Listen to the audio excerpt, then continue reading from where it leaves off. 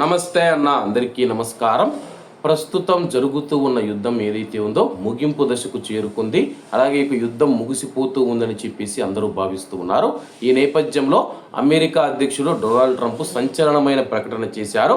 పశ్చిమాసియా యుద్ధం ముగింపు దశకు చేరుకుంటుందని ఆశించే లోపు అమెరికా అధ్యక్షుడు ట్రంప్ కీలక వ్యాఖ్యలు చేశారు.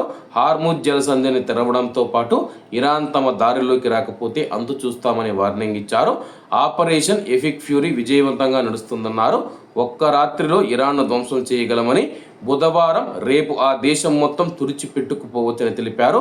ఏ దేశానికి లేని విధంగా అమెరికా వద్ద ఆయుధాలు ఉన్నాయని చెప్పి డొనాల్డ్ ట్రంప్ అయితే తెలపడం జరిగింది.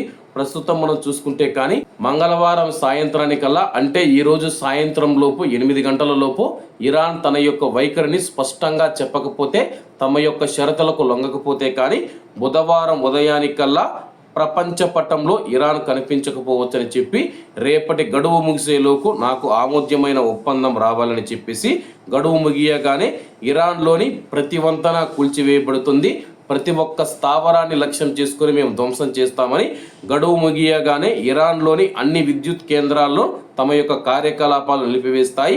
నాటో ఒక కాగితపు పులి మాత్రమే అని చెప్పేసి, అది మనకు అవసరం లేదు. దక్షిణ కొరియా, జపాన్ మరియు ఆస్ట్రేలియా మాకు సహాయం చేయలేదు. ఇరాన్కు బదులుగా హార్ముజ్ జలసంధి పైన అమెరికా రవాణా రుసుము విధించడం మంచిదని చెప్పి పేర్కొనడం జరిగింది. ఇప్పుడు ఇరాన్ మనం చూసుకుంటే హార్ముజ్ జలసంధి దాడుతూ ఉన్న నౌకల దగ్గర నుంచి $2 మిలియన్ డబ్బును వసూలు చేస్తూ ఉంది. అంటే దాదాపు 19 కోట్ల రూపాయలు అన్నమాట.